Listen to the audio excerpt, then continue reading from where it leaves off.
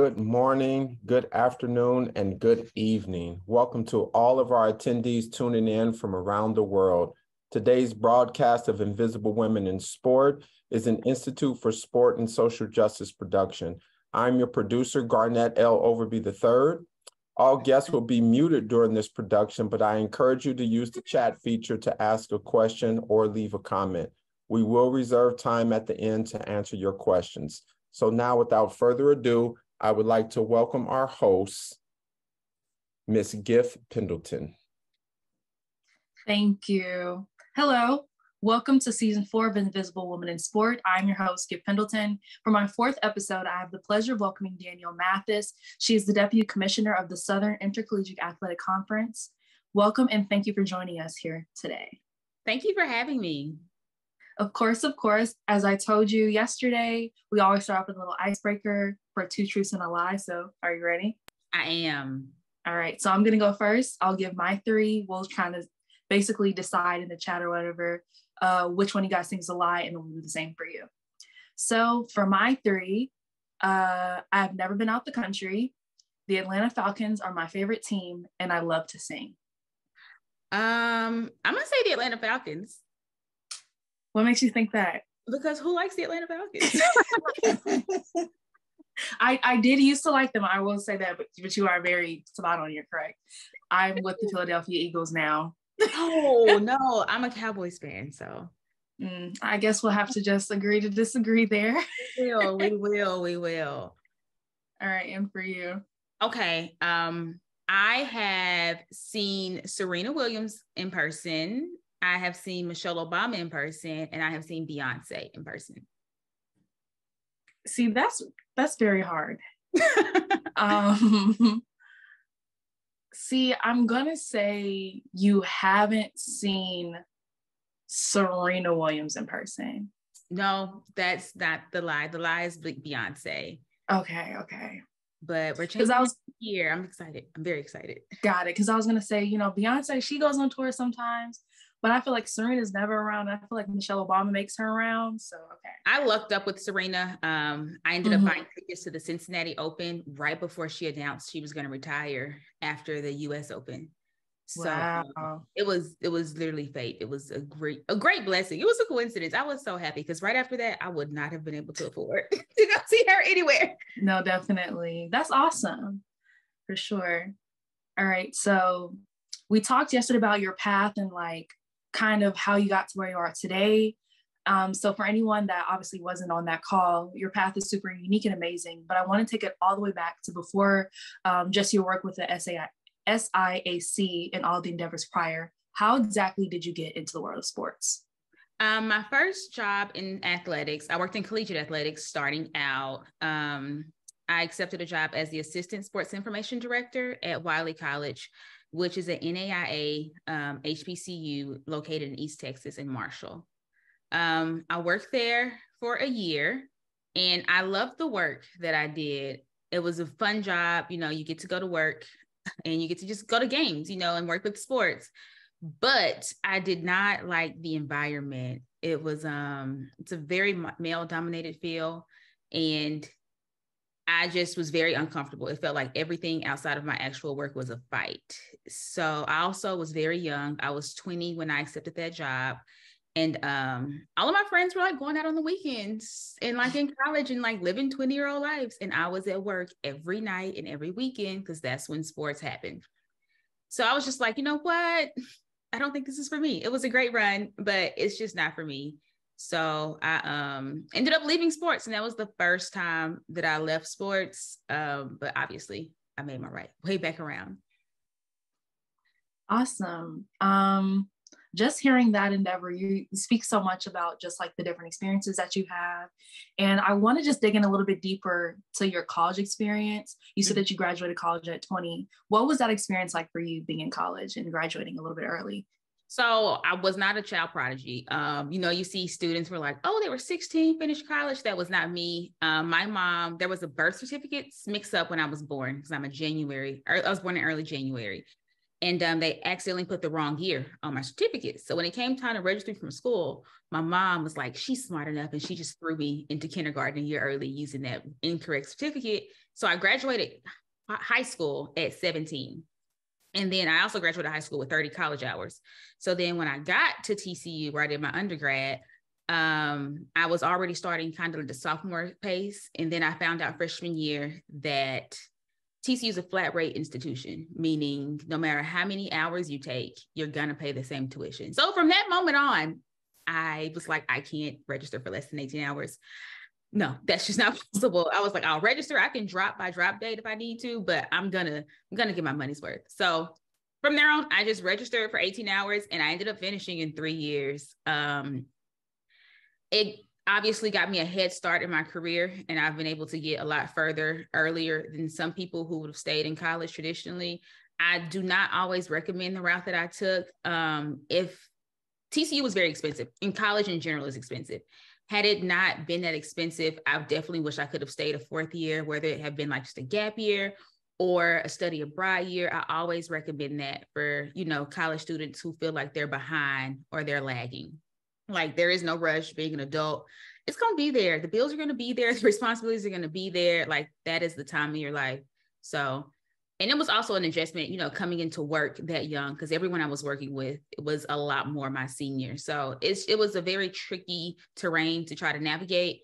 But I mean, I don't recommend it to people. Like I said, if you have the option, I don't recommend it. I recommend stay in college, take that extra year, take that gap year, explore, because one thing especially working in sports, it takes a lot of maturity and a lot of confidence, because there's a lot of doubt from everywhere else, from spectators and, alum alike. So I think also when you take that extra year, you're able to mature and grow more confidence. So when you do step into that workspace, whether it be coaching or administration, you're just a little more mature, have a little more confidence, and a little more sure of yourself. That way, outside voices aren't necessarily having a big part, on your life like they would be before. Definitely.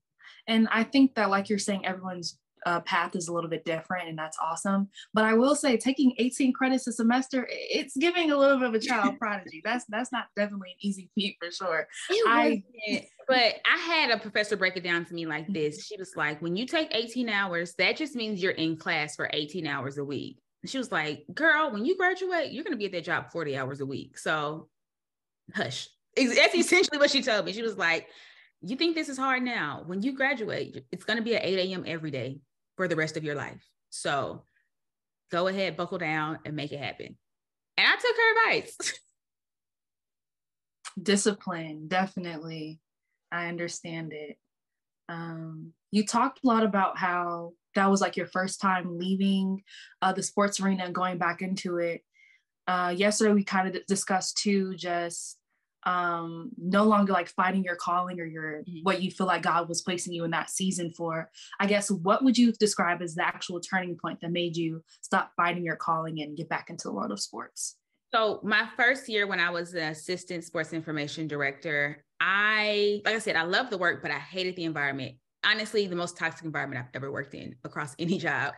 So I quit. And a part of that quitting is I fasted for like maybe 3 months, because at that time I was on a 10-month contract. That institution hired most athletic staff on 10-month contracts, meaning in the summer, you kind of didn't do anything, and then you came back top of August. So headed into like the last month of my contract, I started fasting. I was like, I'm fasting, I'm praying, I'm believing for a new job, a new opportunity. And lo and behold, fast forward, I ended up getting a new opportunity, but it was at the same place, but in a different department. So I guess you can say at the start of my demise in working in athletics there was a new vice president who came on the campus. And some kind of way through the grapevine, he had heard about me. He was interested in meeting me. So I went to meet him. And, I didn't know this man from a can of paint. And he's telling me like, hey, I want you to come work for me. And in my mind, in the back of my mind, I'm like, everybody here, it's just not for me. He's probably a scammer too. I don't like any of the people. Don't like it. And he was like, just go home for your 2 month, to finish out your contract year. I'll call you, the top of next year. Don't tell anyone. I was just like, whatever. And so I went home, I'm fasting, I'm praying, I'm applying to jobs, and it's like crickets. So turns out like maybe late July, I get a call from HR, and I was like, well, they're finally calling to tell me don't come back here. And it was actually like them calling saying, hey, we talked to Dr. Holloman. We got your contract transferred. You got a raise, report X, Y, and Z day. All your stuff has already been moved. And then I went and I was like, well, Lord, I prayed, I fasted. This obviously is where you want me to be, even though this is not where I want to be. But, I'm going to be obedient. And I went. And that was the first time I worked outside of athletics. I worked in advancement, which for people who don't know, that's like university fundraising. I did not like the work. However, I really enjoyed working for him. And he is actually the commissioner I work for now. So we've worked together for a very long time. And that was the lesson I learned. It's not necessarily what you do, but who you do it with. So from there, he ended up moving to Georgia. And then when he got to Georgia, he asked if he created a position, asked if I wanted to come. And he thought it'd be a good fit for me. I applied for that, ended up getting that job, which then for people who know in the HBCU community, a lot of times you're doing multiple jobs on campuses. So he started as the vice president and foundation director, but he ended up being the athletic director as well, which then kind of morphed my job into being athletic adjacent. And then that was my second little rodeo in athletics. And it wasn't as bad as the first time, but I was like, yeah, this is still raggedy. I don't like it. I don't like coming up here on Saturdays. I don't like staying here on like Tuesday nights. I don't like traveling. I was just like, yeah, this is a lot. And because in that job, I was working in multiple, kind of like doing multiple things at once, I experienced burnout. So then I was like, you know what? I'm gonna leave this job too, girl. You quit a job before, you'll be fine. So I left that job, ended up getting a job completely out of higher education, nonprofit world altogether. I worked for a construction management firm based out of DC. And I was doing proposals in the proposal division, and very different. It was a really good change of pace. It was the very first time I was able to, because I've always worked at HBCU. So that was also the one time I worked in a place that wasn't predominantly African-American. And it was a great change of pace. It was also really nice to come to work at 9 and turn off my computer at 5. Nobody was asking me to go anywhere on the weekends, come to this. It was 100% remote. And I just really liked it. And then one day, as I'm minding my business, I get a phone call from Dr. Holloman, like, hey, I got this new job. I need some help. Do you want to come back to athletics? And I was like, no. But I was like, you know what? I do like working for him. So I came back, and, again, it's the test to, it's not always what you do, but who you do it for. And I will say, in every time I've worked in athletics, it's been in a very different space. A lot of people don't realize it, but athletics is more than just the games you see.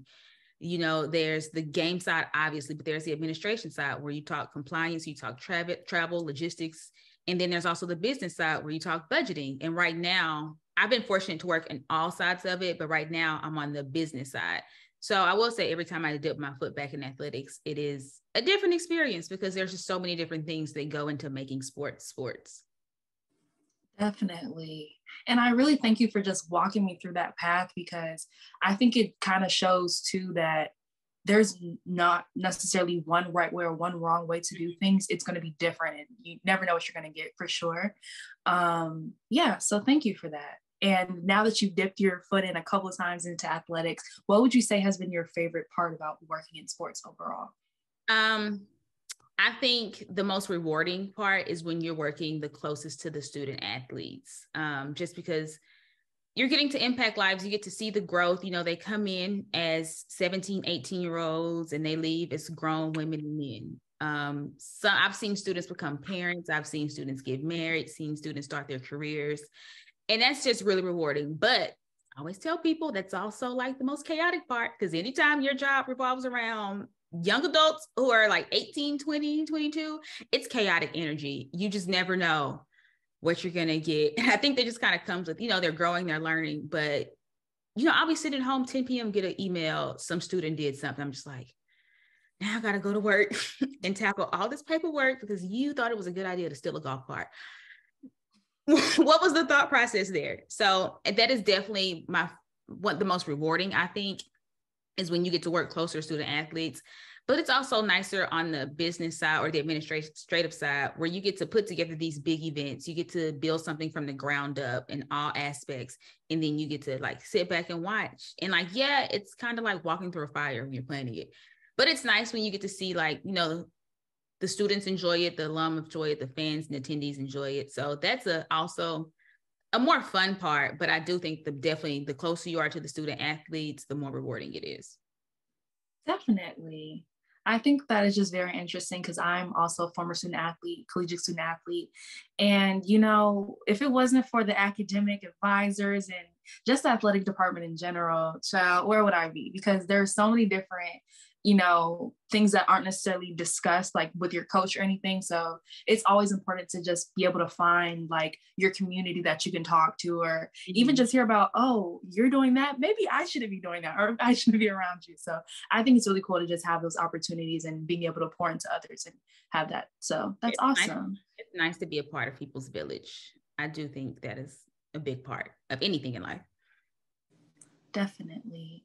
And transitioning into just like your village and things of that nature, what support systems have you been able to cultivate? You're from Texas, you moved to Georgia, and, you know, moving is always presents a different set of challenges. So what have you kind of done to cultivate your own village where you are now? When I moved to Georgia, I was early 20s, and I knew one person in the whole state. So it was a journey. And I think naturally, when you work in sports, when I moved here, I didn't initially work in sports, but obviously since then when you work in sports, because you're working long hours and you're working, you know, an untraditional schedule, you spend a lot of time with your coworkers. And I know a lot of times people who work in sports, their village becomes, especially if you're a coach, your village becomes your coaching staff, you know, or sometimes it can be just the support staff with your team. For me personally, I was fortunate to come into a department where I had some colleagues who were closer to my age, who were just able to teach me basic things like, girl, don't go here if you want to go out on a Saturday night, or don't do that, or watch out for this, or this person's going to invite you. You shouldn't go out with them. Like, they don't understand boundaries of privacy. So I think it's just important. For me, a big important part was I just happened to come into a good situation where I didn't have a lot of like predatory people who were working with me who were looking to like set me up. I worked with people who literally, when I moved to Georgia the first day, one of my coworkers helped me move into my first apartment. Like that day, 98 degrees outside, summer day. So I just happened to come into that. And then once being here, you know, you meet friends of friends, or you meet colleagues, or you go out for drinks or something. And you just have to, I think, when you go somewhere new and there's nobody around, it's important to get out of your house, get out of your comfort zone so you can meet new people, start new conversations, network. And not everything's about networking. Yes, a lot of these things have turned into opportunities for me career-wise, but it's also important to have that on a personal level. Definitely. And I think a lot of what you just said reminded me too of like how you were saying earlier, you felt that God called you to be in this season or this place. So he's always going to make a way. And not to say that there's never going to be any negative or like external factors that happen, because that's part of life, but he's always going to make a way to make it prosperous for you. So I think that's really awesome. Yeah. But also, sorry to interrupt you. I just you're mom I think if you're working hard, you know, there's always a right choice and a bad choice when you come, or a wrong choice when you come to a fork in the road. But if you are going to work hard, no matter if you choose the wrong way, you'll autocorrect back to that other route. Just kind of like me leaving athletics. If this is what God wants me to be in this season, obviously I've accepted that at this point, because this is the third time around the block. So if you just keep working hard, you're going to eventually make it back to where you're supposed to be. So I always tell people, don't be worried about making the wrong decision, because if you're putting in the work and doing what you're supposed to do, things are always going to come back to where they're supposed to be. Definitely. Yesterday, we also talked about just external factors and forces that influence our lives and career choices. How has any form of external pressure influenced your career and where you are today? I think when you're coming into working in sports specifically, and being a woman of color, there's a lot of pressures. Mainly because you come into sports, people are naturally competitive. A lot of these coaches and administrators were athletes, so they're competitive. They also communicate as if they're still coaching on the court or the field, and they're yelling at people.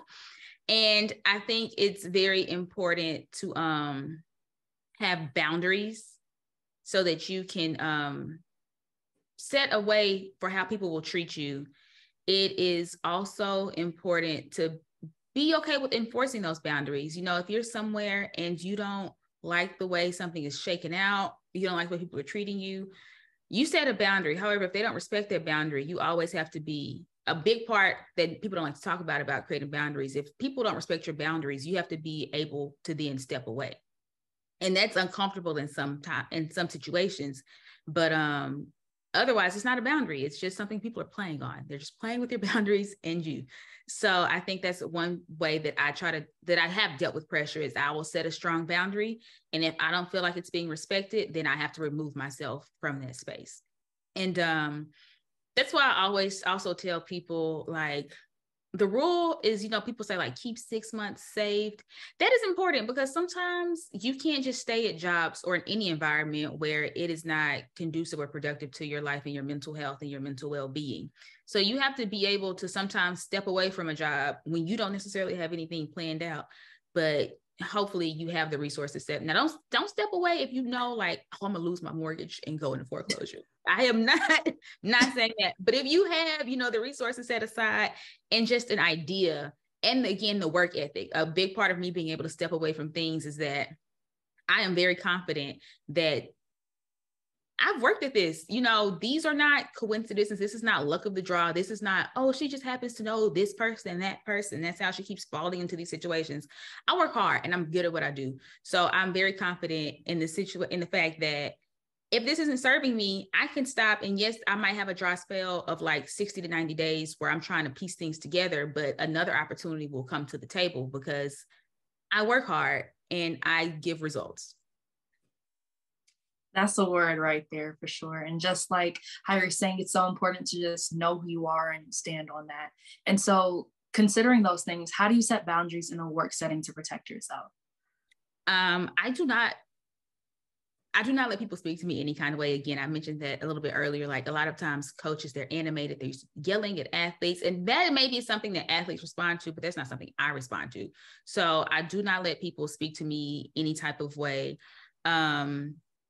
And I try to keep a balance because working in sports, especially if you're a coach, you know, you're in season and then you have a slow season, but on the administrative side, there is no off season. You are at every single sport. So it's also important to try to mix in things for enjoyment. There obviously are things you're going to have to miss, but it's also important to set aside time for yourself that way. Because if not, you will experience burnout. And having lived through that, it just has you rethinking everything. Like, do I want to work? Do I want to do this? You know, it'll have you sell your house and move across the seas. So it's important to set boundaries so you can keep things all in a relative space. That way you can know how you want to move and move forward. Another boundary I set is, some people don't agree, but I'm a fairly private person. And even though I do feel like some people I've worked with in the past are family, there's just certain things I won't share. Just because you're familiar with someone, it doesn't necessarily mean you should just share everything, because then things get kind of cloudy. For example, you know, you work with your team and y'all feel like family, but you also know it's not a safe environment for you anymore. And it could be for completely different reasons. However, sometimes people get so connected to jobs, they don't want to quit because they feel like, well, I consider Gift to be my family, and if I quit, they're going to make her do my job, you know? So that is a guilt that I do not carry. This is a job, you know, while other things do come out of it, we are all here to produce results in return for financial gain. So I'm also very comfortable in knowing, yes, I love you all, but I got to go. I got to dip. It's time for me to dip. And, I think keeping certain things in your life private and just some things to yourself, it really does help you not blur that line so you don't carry that guilt, because that's a natural I think that's a natural reaction to when you get so close to some people in some situations. Definitely. When you said that, that just reminded me of that line of says, I guess I gotta go. It's time. You gotta make it. It's time for me to go. I think it's very important to know when you got some fight left and when you don't. And when you don't waste your time or anyone else's, because we did touch on this yesterday. At jobs, it's all business. So when you are negotiating a new contract, they're going to go off of what your previous contract was. So if you feel like you've outgrown that, don't stay there, in that situation, with that title, with that money, with anything, because when you go to negotiate your next job, you're going to be shortchanging yourself, because it's all a step ladder. A lot of times, jobs should have a budget of, we'll pay a director level X, Y, and Z range. And that's how it should be, but that's not how it always is. A lot of times it's like, we can bring gift in. We'll just, whatever she makes now, we'll pay her 20 extra thousand. So, and if you shortchange yourself on the front end, then you're gonna feel it. It's just gonna be like a little chain link that just keeps on going. Definitely. I'm gonna quickly stop right here and just wanna let everyone know that we're coming close to the end. You guys can start putting your questions into the chat if you have any questions, and I will just continue to ask my questions as we go. And my next question is just adding on to that. How do you negotiate for jobs, or do you have any tips or tricks for doing that? I think confidence is key. And I think this also kind of goes back to boundaries. When you go into a job, know what you're going to accept. And those you have to have like soft points and hard points. So if you don't want to go into the office every day, you can't say, take a job that's hybrid, because it could turn into, something else. So just make sure you have hard points. I also say when negotiating contracts, throw out a high number so you can land at a realistic number. If you throw out your first number first, like let's say you want to make $100,000. If you throw out 100, naturally they will try to negotiate you to 90 and you may be landing 95. So always try to upsell yourself, but also be realistic. Don't go in saying something crazy. Do your research, do comparisons, just to know you're offering a real number. But when it comes to negotiating contracts, always go in over the bullet, so that way you can have somewhere to land. Because again, I understand there's a small amount of people who are fortunate enough to do their passions for a living. However, most people, you're financing your life and then you do your passions on the side. So just because something's your passion, don't shortchange yourself, I guess is what I'm trying to say. Like if the work is there, the opportunities will come, but it's important not to. And again, it's kind of hard because sometimes you got to say no to some things, and it's just your own personal journey. So you'll know when it's time, or what things you want to take, what things you don't want to take. Yes. I think it's interesting because starting out right now, even in class, we have like some discussions on how to negotiate. And like part of the discussion was like about BATNA. I believe it's the best alternative, whatever the other two words are, but it's basically the other alternative to what you like, the thing that you don't want to do. And it's just interesting because basically our professor was saying that we don't have one because we like don't have that much work experience.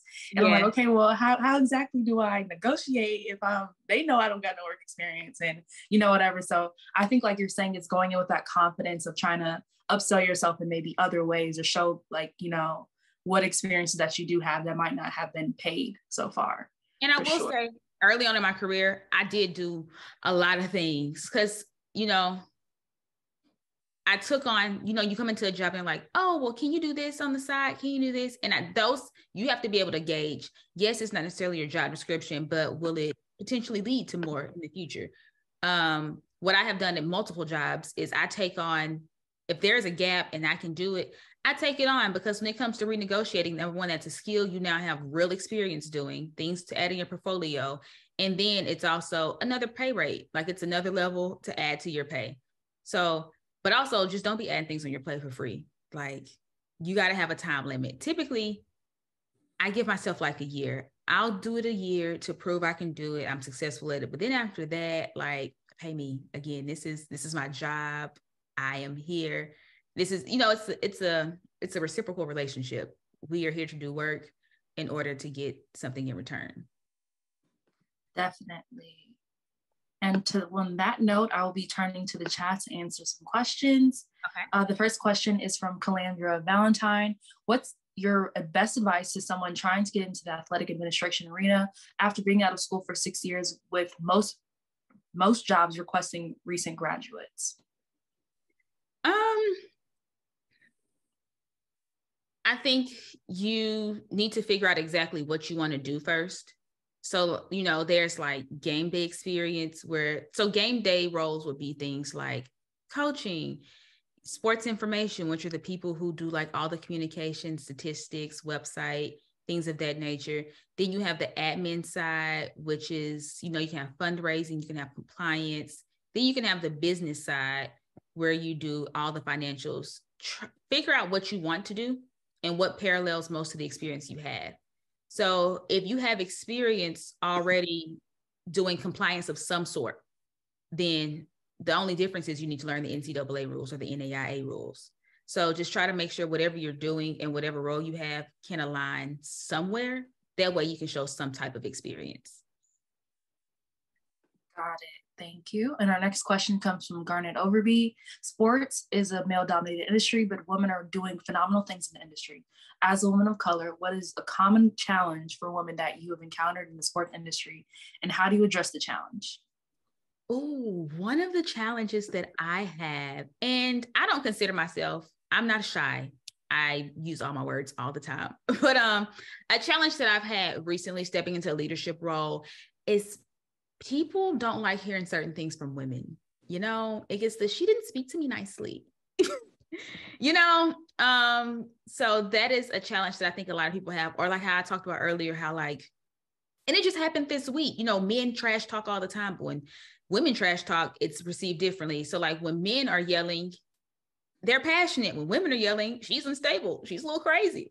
So I think a big part is just be unshakable, be confident in who you are, make good decisions, but also don't let people, because if you keep trying to maneuver, you're going to be like this, just moving around and around and around, trying to appease everyone. So what I do, because I never want to offend anyone, I do say please and thank you. I try to smile more when I'm talking to people, but I'm not backing down. If I ask you a question, I expect a response, or if you ask me a question, I gave you a response you didn't like. No, it wasn't you didn't like the delivery, you didn't like the response. So I just be confident and all that you're doing, and make sure you're doing things by the book, because women are judged to a different standard. A lot of times they aren't given as much grace. So that is a little bit of pressure you have to make sure you're doing things a certain way, because you might not have as much grace. But just be confident, stand in your truth, and don't fold for any of these people, especially these men. That's a word. Our next question, our second to last question, is from Nescotia Harrison.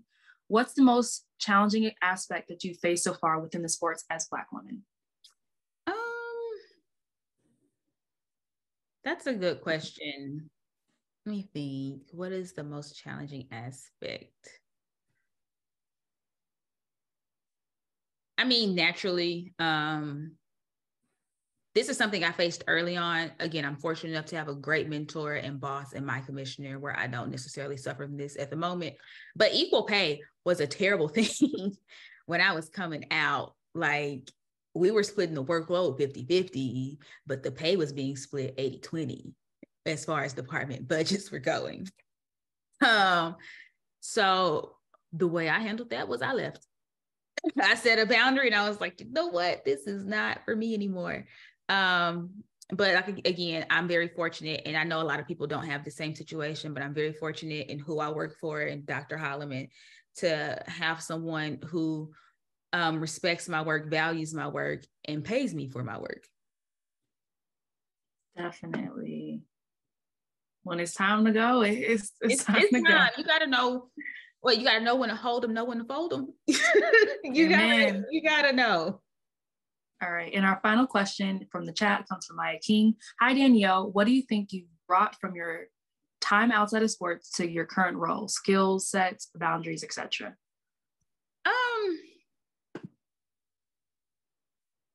Honestly, it feels like outside of sports is a different world. because you come in, it's just like, wow. It's so much chaotic energy because there are so many things happening at once. In my current role, one thing, I think when you work for nonprofits, when you work in collegiate athletics, you're pretty much working for a nonprofit. There's always, I know people, you look at the Power Five, and you're like, oh, their budget is literally like $900 million. They can't have any woes. They do. There's always going to be more needs than money, no matter the level you're at. I think a big part of me leaving and going like in corporate for a little bit is understanding organization. So when I was there, I mean, everything wasn't perfect, but it wasn't always like, so for example, I guess I can break it down more. A lot of times in institutions, football is the main revenue sport. So football is bringing in money to pretty much finance everything else. Whereas at my other jobs, it was more so, you work here, you do this, this is your budget, this is your revenue, this is, X, Y, and Z. So I think I learned a lot of organizational skills, how to make, I think when you see how things can operate, you know how to better operate where you are, if that makes sense. When you see that, oh, well, this is a way we can do like the balance sheet, just things of that nature. You're just figuring out how to be more organized, how to make teams operate, because also in collegiate athletics, teams are not created equally. You'll have some teams that have 10 support staff, and some teams you'll have one coach coaching 2 teams.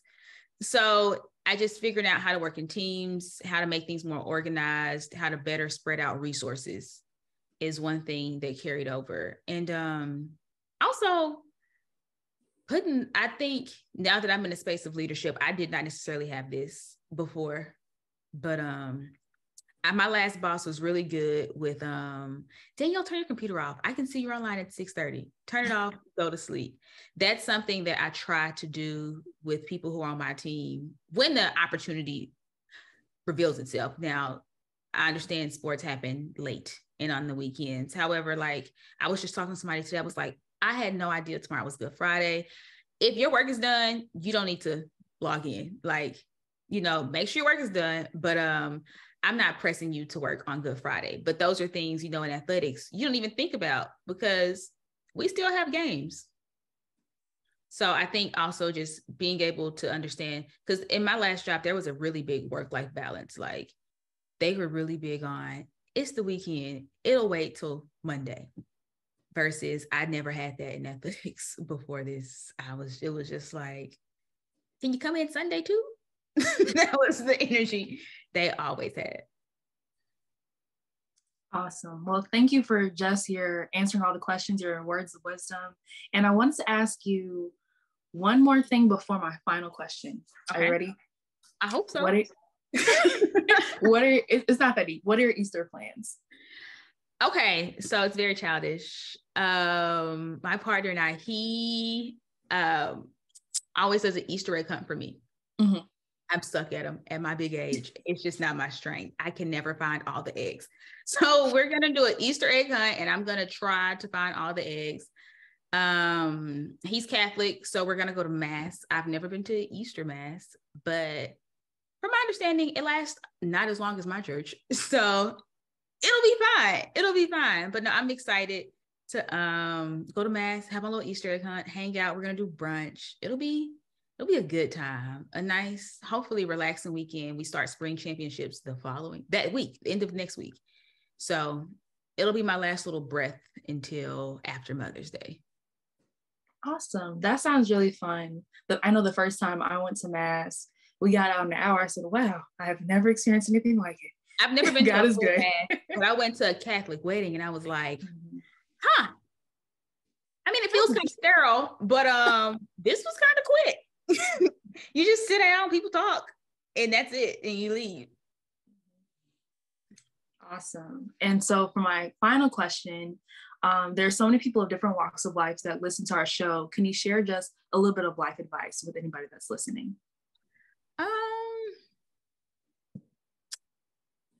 My current motto, this is unserious, but there's a video of Mariah Carey that it comes around maybe like once a year where she's in a club and she's been drinking and she says, I'm gonna do the best I can with what I got. And that is kind of my motto at this point, like, do the best you can with what you got. Okay. Burnout is real, especially post-COVID, when employers learn that you can work from home. Some of them let you work from home and that's fine. Some of them have you going to work but still doing work when you come home. So make sure you're doing the best with what you got, not doing more with less. So do the best you can with what you have and put out a good product and be confident, because, again, if you're doing that and you're if you're putting out a good product and the results are showing, then things are going to happen. Doors are going to open. Things are going to shift. Awesome. Well, just thank you once again for coming on and sharing your words of wisdom and speaking with us today. So we really appreciate it. Thank you for having me. Of course, of course. And with that, I just want to say we thank you for all your support of Invisible Women in Sport. We are a non-for-profit organization with other programs that impact various social justice issues. We rely on our donors and sponsors and stand with us and support our ongoing work. Please use the QR code on the screen to make a financial donation. Your financial support is greatly appreciated. Special thank you again to the SIAC for our guest, Danyelle Mathis, and to the Invisible Women in Sports team, our producer, Garnett L. Overby III, and our senior advising consultant, Matt Edelson. Thank you to the organizations that registered for Danielle's episode. We would like to extend a special shout out to the SIAC. We would like to extend a special shout out to the Institute for Sport and Social Justice. Please follow us on all social media platforms to stay up to date and informed on future programs at Institute SSJ. If you ever miss an episode, we've got you covered on our YouTube channel at Institute SSJ. We have all of our episodes posted and up to date. Also, we have a lot of inquiries about if you have any connections to internships.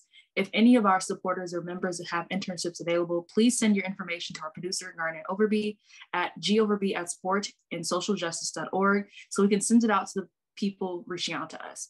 Viewers, we need your feedback to make Invisible Women in Sport the best it can be. Following today's episode, you will receive a short survey. It will take 90 seconds to complete. Please complete and submit it back to us. Our next episode of Invisible Women in Sport will be April 20th, 2 p.m. Eastern Standard Time. Our producer, Garnett Overby, will announce this guest shortly, so look forward to our next email. Once again, I'm your host, Gift Pendleton of Invisible Women in Sport web podcast. See us now.